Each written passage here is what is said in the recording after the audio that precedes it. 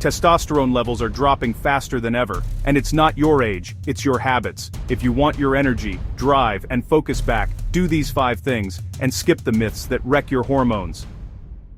Regular drinking? It's killing your T. Alcohol damages your liver, the organ that helps process hormones, and lowers your testosterone for up to 24 hours after each binge. Low-fat diets starve your body of the fats needed to make testosterone. Low-carb diets mess with cortisol.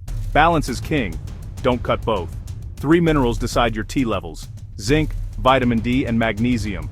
Miss them, and your body simply can't build testosterone. Extra fat converts testosterone into estrogen. The heavier you get, the lower your T goes. Drop the belly.